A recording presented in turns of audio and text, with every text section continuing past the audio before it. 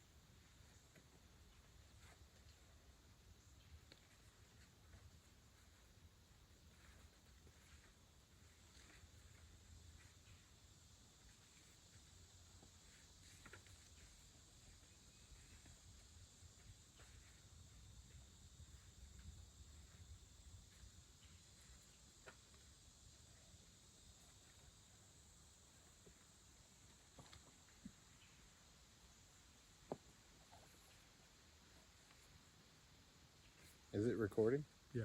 Oh, okay. So I wanted to read that one about, because we were talking about Fast Eddie's. Yeah. Oh, you want to read the one about your incident? Well, or do you want to read about your incident? The incidents at Fast Eddie's in Evansville. Yeah, but I can read it. If I can find it.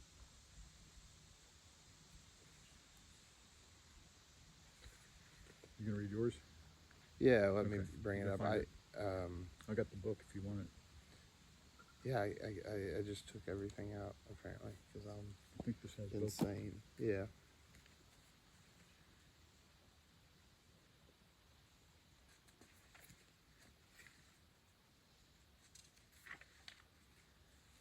Fast Eddie's. Live audiences wait for pre-recorded echoes to fade in porcelain stalls. A captive crowd lined up to spill their drinks. When in she saunters, Bedlam's princess, squats to kiss the drain with salted lips. And that's that poem. I can't find it.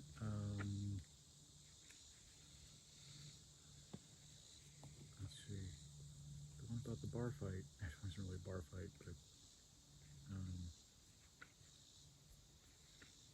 it's not that.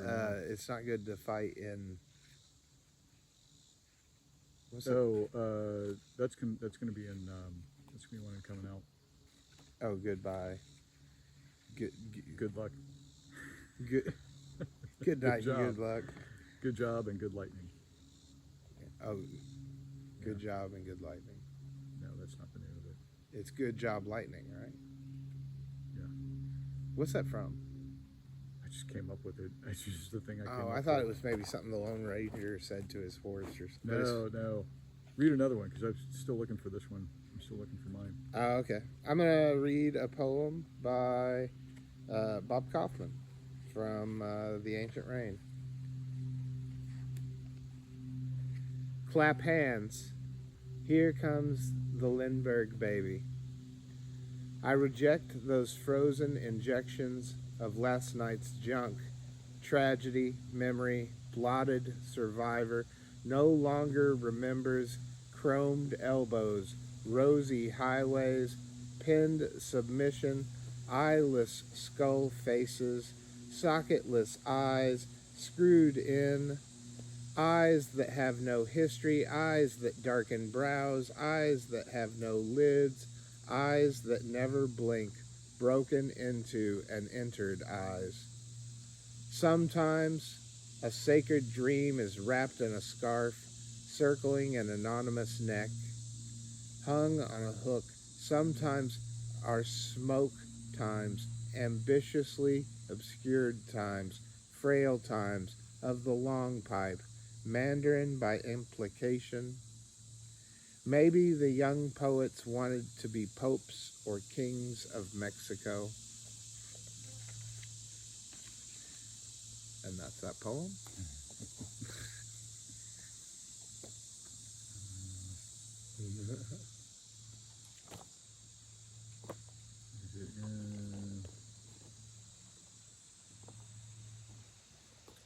Well, here we'll read this one since I can't find. I'm being one of those poets where I can't. What's happening here to the viewers at home? No, there's no viewers at home. As I read a poem about fast eddies, and Tony was like, "Well, I have a poem about fast eddies too. I'm gonna read." No, I'm kidding. Well, don't read that one now. I'm sorry. Oh, I found it. No, I haven't found it. Okay. No.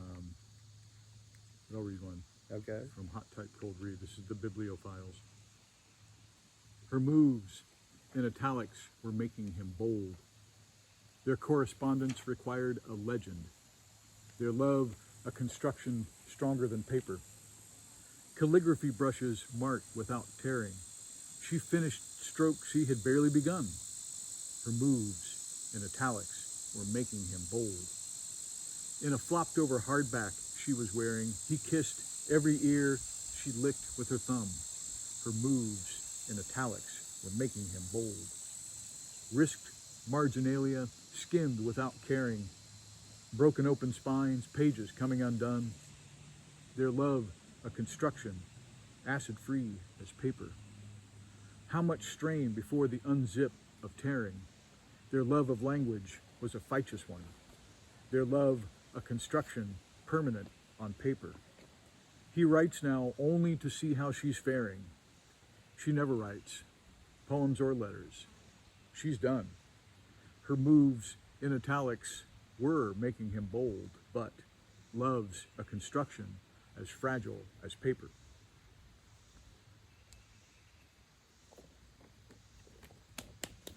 Thank you. Thank you. You're welcome. I'll never find it here. But I'll look anyway. Oh, you're looking for that poem still? Still, yeah. Okay. I'm going to pop off some other poems. You read another one. The Theorist's Invocation to the Muse. Bring me updates, notify me, and share news of man's social anxieties and the fear of the world from which constant omens of death are broadcast, and all our woes and our ill-conceived emoji-filled statuses are fed to our groups, circles, friends, and followers. Fake news, fake news, fake news. Retweet at Heavenly Muse that in the back rooms of pizza parlors of DC or hidden within Hollywood studio offices, the children of America are spoilt at the will of the reptile lords. Those malcontents of the shifting forms who farm our misery and madness to fuel journeys to far-flung planets. Fake news, fake news, fake news. Wrote in the mists of Illuminatus across the heavens in the trails of the fiery winged chariots driven by faceless agents of the New World Order, are tales of plague, pox, disease, and disorder. Their plans concocted to make warriors of men like Lee Harvey and Ruby and Sirhan and Ray and Kaczynski and Chapman, and to control men's minds and push forward wars of imaginary lines called borders. Fake news, fake news, fake news. God cast out all the lines, your words, ye bards of truth. Post upon the boards the darkened and denied facts of a flat world, the plans of the physician and apothecaries to inject your young with illness seed. Forward, the wisdom of prophets of doom and damnation and epithets. Guide my mind and hands as I craft my monthly manifesto and newsletter. That's awesome. I like that one. Thank you. What's that called again? It's called the Aetherist Invocation to the Muse, and it's from Headwork, which is like the first book I really put together and published, and Cool. I haven't read from it in a while, and It looks like my chapbook. The cover of it with the brain. oh, does it? It looks like fragile batteries. Oh, maybe Snow did that on purpose. Who knows? Yeah. Anyway, I found it. Good. So this is about my time I spent at Fast Eddie's back when I was a roller derby announcer. And it's in Tabletop Anxieties and Sweet Decay, if you're looking for that. Completists out there, if you're looking for that. That's a chapbook I did with Tim Heerdink. This is called I Waited My Whole Life to Run Away. Eye contact. I made it. Broke a stranger's train of thought and thrust myself into his life. I often finish fights that begin with my eyes. To stand firm and not swing at him was a tough high wire act. His breath as close as knuckles, our eyes a pack of dogs growling over bones. I was sure he could not take me in his hands when he leapt over a fence to drag me back with him into a pile of hate. But I know it was my grip on the wire that saved me from falling into his ripped body's net of fists. I slipped through his fingers like a fish and swam away, not swinging like an ape. I devolved into reaction, my mouth bubbling one-liners that got me into this. Resistance, my only weapon. I didn't know him well enough then to hit him back. So now I fantasize about killing him after the fact.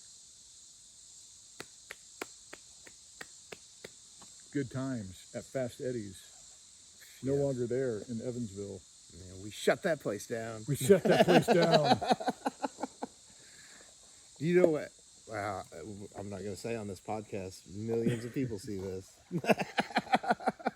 Don't impugn yourself. Yeah. No, that's fine. You're kind of shorter than me, but you're over there. That's fine. Just looking at the angles. Oh, I'm fine. Yeah, I mean, it's going to be. Yeah, in real life, we're about the same height. Frustration. The one was a dog who wouldn't come in from the snow, as the other stood holding the door, letting in the cold. I like that. Thank you. I like that. It's actually not a bad book. The guy who wrote Headwork,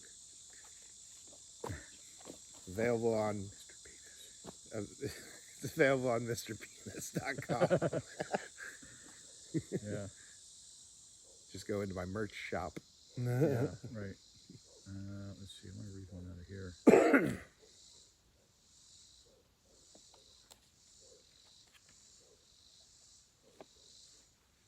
Let's see. Yeah, we'll do. Sorry, I'm being that poet. No, you're good. You're good. Take your time. The silence is really nice. I'm kind of letting the silence carry some of the podcast too. So, and I'm trying to read stuff I don't read very much. I read very often. Yeah, that's why this is the only book of my own I brought up here. Oh, you just brought the one? That's cool. Yeah. And I brought You got some others, yeah. Yeah, I got something. So this got published in one of the Seppuku. Seppuku Review. This is called Damn Broke. Back when the river flowed, I wrote all night to weather a flood. When it stopped, it snowed. Mist over water and mud. I wrote all night to weather a flood. The cards turned in my favor. Mist over water and mud. Buried a human labor. The cards turned in my favor. Lost in nonsense scales, buried a human labor, mercy the sun entails. Lost in nonsense scales, good work in better places, mercy the sun entails, making wild faces. Good work in better places, when it stopped, it snowed, making wild faces, back when the river flowed.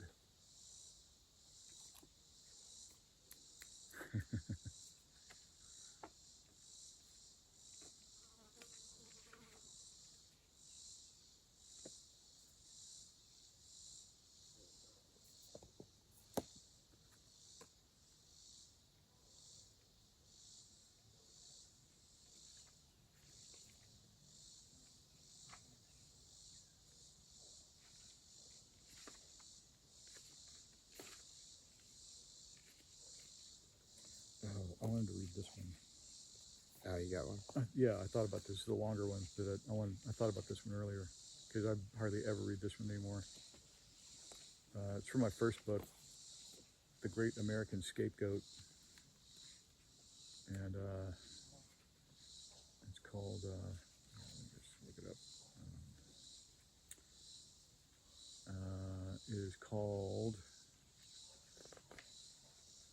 How to Tan an American White-Tailed Deer Hide. Preemptive measures. Be at war with a third world country before beginning the tanning process.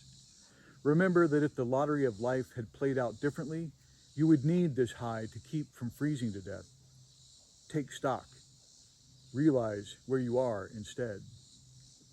Step 1. Search your house for knives, blades, scrapers, edged instruments, anything that will separate flesh from skin. You'll be surprised at how many you find. In a pinch, use your car keys or the edge of eyeglass lenses. Step 2. Construct a frame from birch saplings lashed together with twine, or go the Walmart route, a 4x8 sheet of plywood and 20 or so heavy-duty table clamps.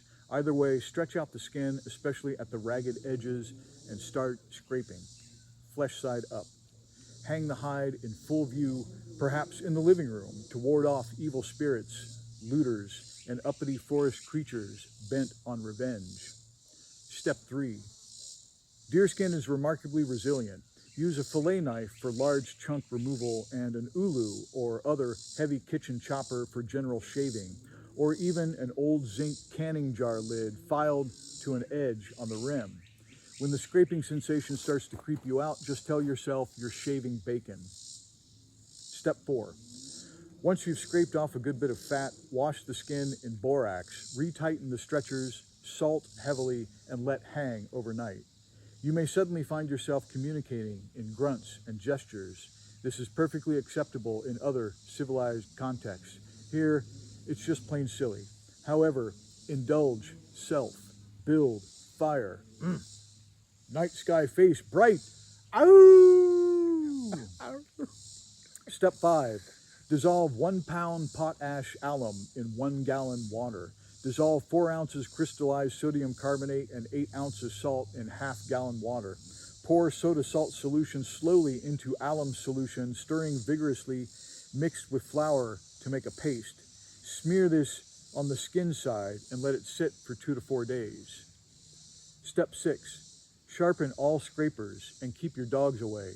Retighten the stretchers and start scraping. If the sensation still creeps you out, tell yourself it's human skin instead. Step 7.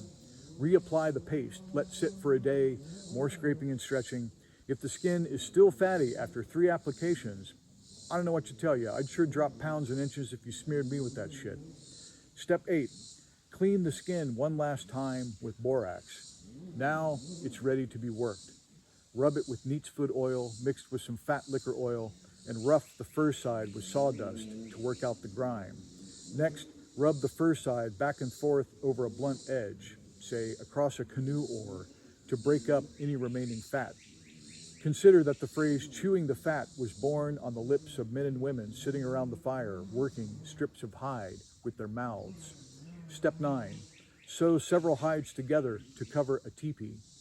Cut out simple patterns for bags or clothing. Hang one on the wall and say, I did that. Clean up. Feel no guilt for having tanned a white-tailed deer hide. Look at your shoes, your leather bag, your jacket. Someone else has already done the dirty work. You merely paid for it instead of getting your own hands bloody. Your house will not reek of death. You will not be haunted by the ghost of Bambi. Some say the tanning process frees the animal spirit, if he is good, from the earthly yoke cycle of life and death. If he is evil, though, you may encounter him in your dreams. Say hello. Dance around under the hide to make it come alive. Clean the fat and borax from your blades. Remember where you keep them and evolve. Thank you. You're very welcome. You're welcome. My audience of one. Your audience of one.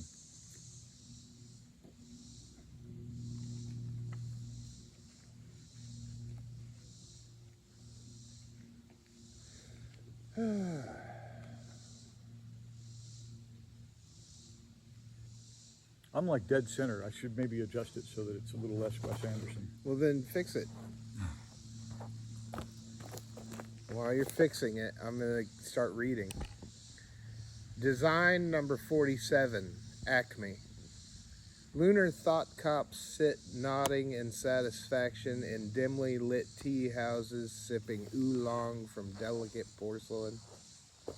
The way out kids trade the outlines of daydream aching interior monologues for amazing stacks of dollars. While average schlub worker bees petition for more law and order and more agreeable news beamed into their video screens. The men in the tower rub their greasy, greedy palms as everything is going to plan. Their portfolios are up and no one asks questions.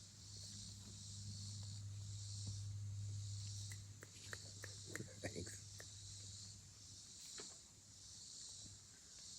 Read another one because I did a long one. All right. It'll take me a minute to find something here. Here we go. Bring me the head of Stephen Tobolowsky. We need a workhorse, a natural, never seems forced, who can play up the dweeb and make our weak lead look as cool as a pack of smokes rolled up in a greaser's sleeve. A guy that's on time and knows his lines. He hits his marks, makes the total best of every small part. Playing the square for him is a fine art. Give me a spineless, sniveling perv like a beaten cur. Give me a villain, a smug bureaucrat, maliciously compliant. He's our timid John, our targeted mark for the long con, our nuisance, our gall midge, our smirking son of a bitch, our stoolie, our snitch. Bring me Stephen Tobolowsky.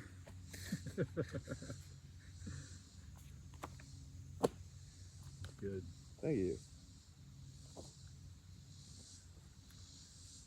Yeah, that book's better than I remember it being. That's funny.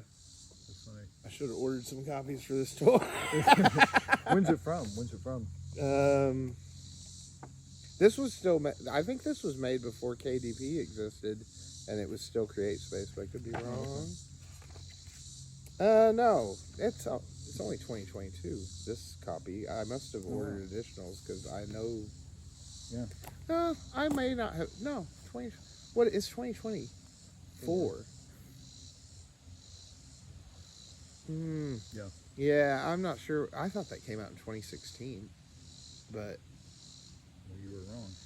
No, I think it Did you lose time? Did you get sucked up? I did by lose the time. Mothman? That book. Did Mothman Curtis That book is lost time. You know what it is? from your brain? I didn't This was one of the early ones. I didn't put like a fake copyright page in here. Oh, and all that stuff. Yeah. I just, you know what? I was just like, I want people to read my poems. Well, what's the difference between a fake copyright page and a real copyright page? I don't like file any paperwork or anything like that. On the fake one? Yeah. I mean, it's still real. You're right. There's no difference. Fake copyright. It's there, right? Yeah, the page is there. The information's there. If you don't file for a copyright, you are limited in your options that you can pursue if someone steals your work. But your work is still protected without filing for a copyright. Yeah. Protected by Tony.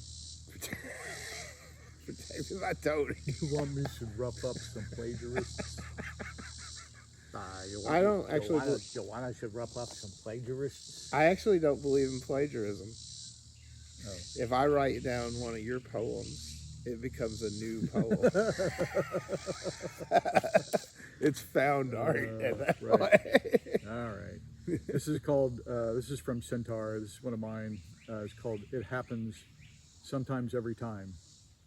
One day, the earth began to swallow whole cars, disappearing into parking lot holes, a literal mouth with actual teeth and screaming.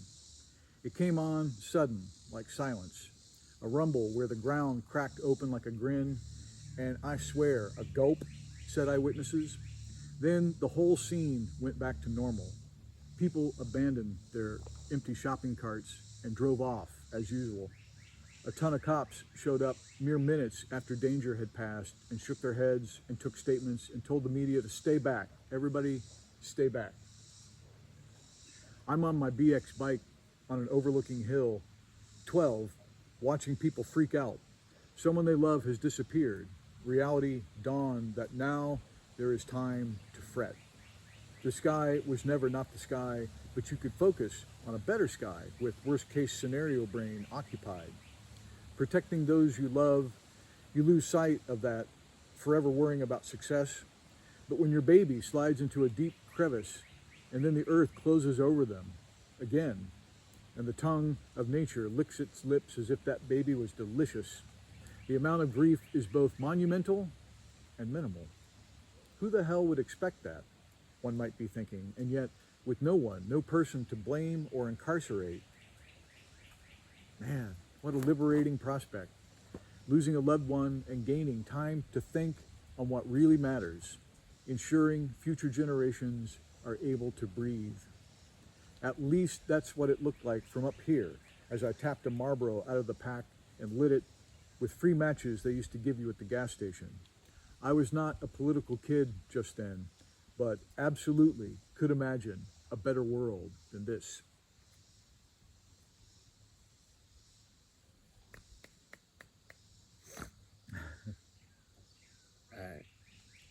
My LA friend. My LA friend tells me how the Mexican food there is so much better than here. And I can catch our waiter rolling his eyes, and I imagine that if I knew Jose better, he might laugh more openly along with me at my LA friend who is going on about meeting Andy Dick on the train, how everyone eventually meets Andy Dick on the train. It's a rite of passage. They talk about parties with only pretty people and legal weed and smoking dope on the street. I think about the girl at the Get and Go with the bleach blonde hair that calls me darling, and how down in Haney's Corner they know my name, and the guy who cuts my grass doesn't tax me to death. My LA friend hates it here, but as soon as they get the van fixed up, they are going back. Just as soon as they can get it together, they are going right back. But time is racing away. They ain't so pretty no more, and they never learned to make it here. Awesome. I like that one. Thank you. If you're the person that poem's about, ignore that. I didn't write that. We all know you're gonna make it back to LA one day. That's funny.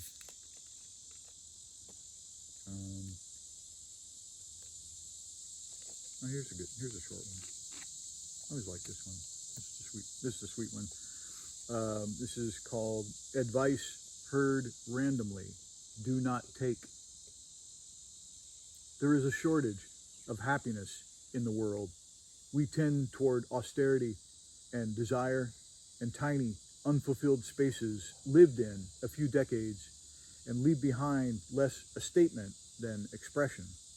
Brief eye contact on trains occurring amid dark costumes and bright flashing windows many times over the course of bland commutes. Love and lust, the mind plays out a dozen tryst scenarios. In some, we marry, grow old. Our children hold our hands as we pass one soon after the other and stop pouring before the cup overflows, happy to have something to drink.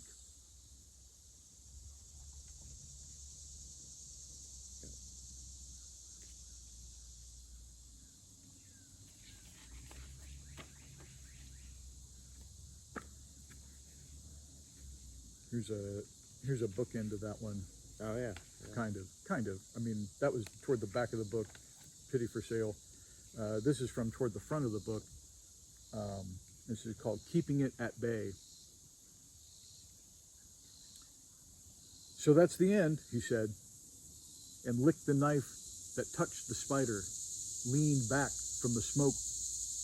He'd been telling all night, and it was a good one, meaning it killed time and made us think about what was left and who had what. The blurring of facts for effect troubled some who knew no better than to believe the stage. Truth in hands, parting curtains for entrance and exit, and the candle back there produced to represent the moon clung to for hope and cynicism. Story, molten alloy in the crucible of voice, fired by many eyes rushing up the cold flue of the self.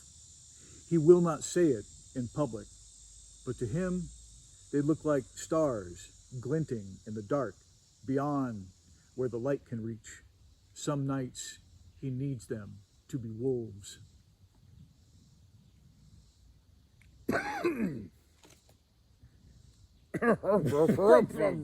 not saying any more than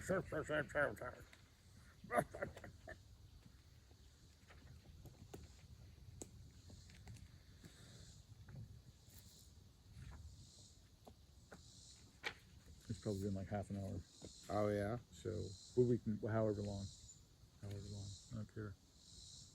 It's still going? Yeah.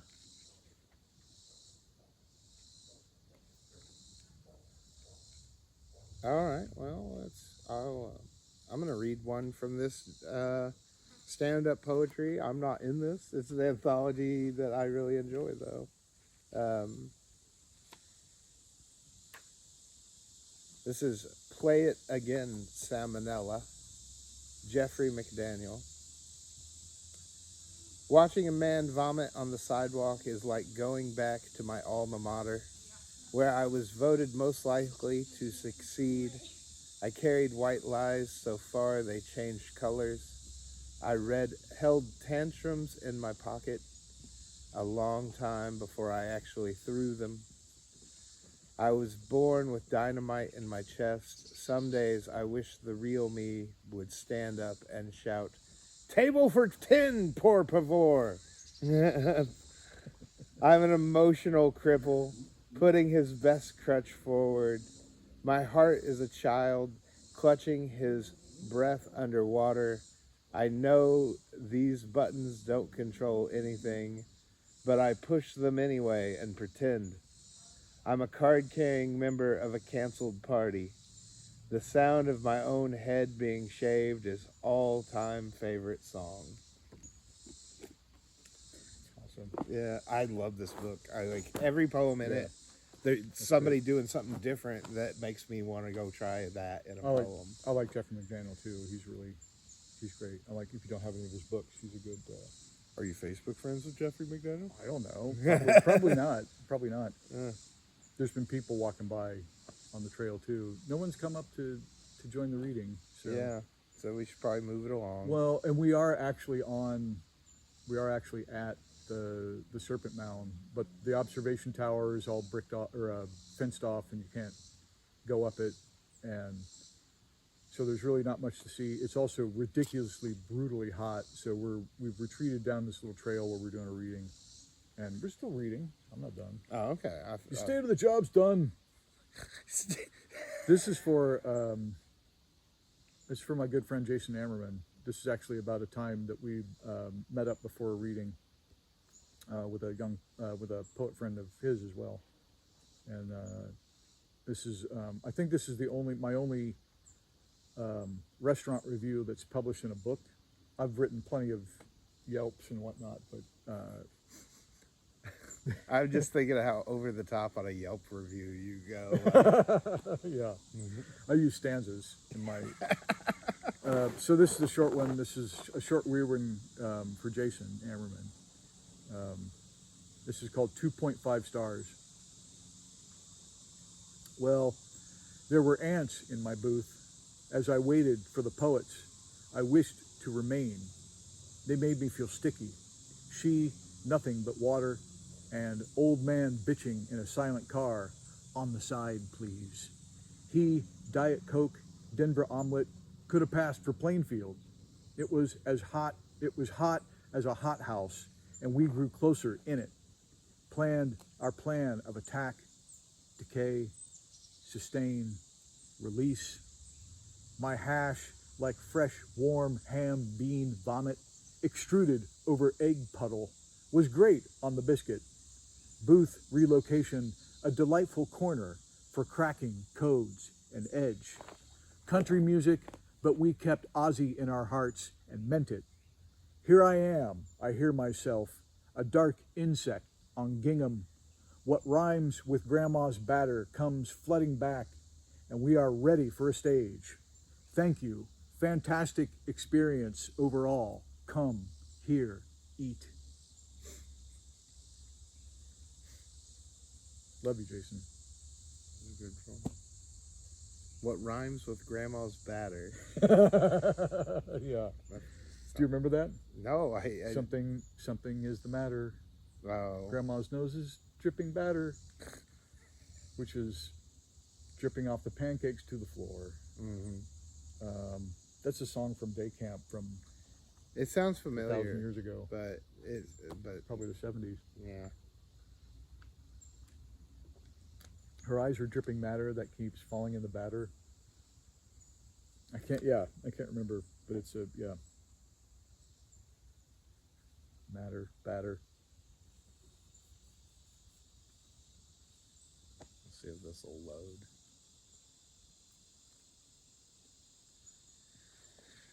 Chomp!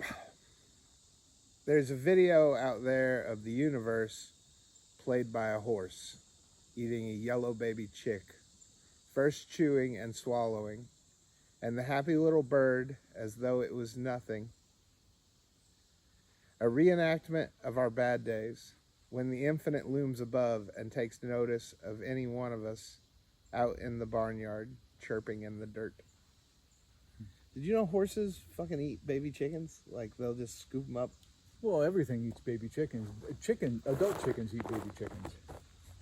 Did you know that? I mean, yes, I knew chickens. They grind up. They call it a macerator. But chickens will They've eat got chickens yeah.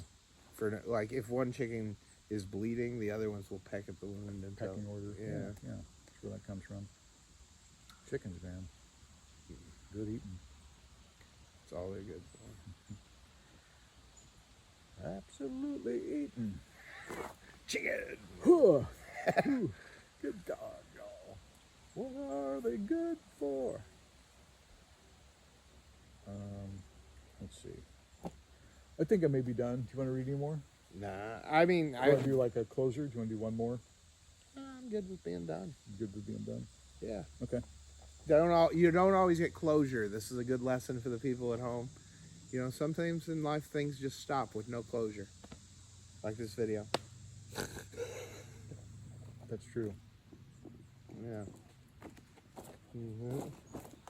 That's always my answer when people are like, I want more of the story in this poem. Well, that's how life feels. What? Yeah. Or It's that exponential growth forever, man. It's killing us all. I can't wait Everybody to has see to what have you do everything. with this poem. I've done it. It's done. This poem. I can't wait to see what you do with this poem. Like, what? Are you not happy with the labor that's already been extracted from me? Maybe you should learn to have enjoyed a fragment. Because that's. I've been looking at this tree. Are those like two big mushrooms up there? Yeah, shelf mushrooms. Yeah. You want to take them? No. Can you? Are they edible? Let's find out. Oh.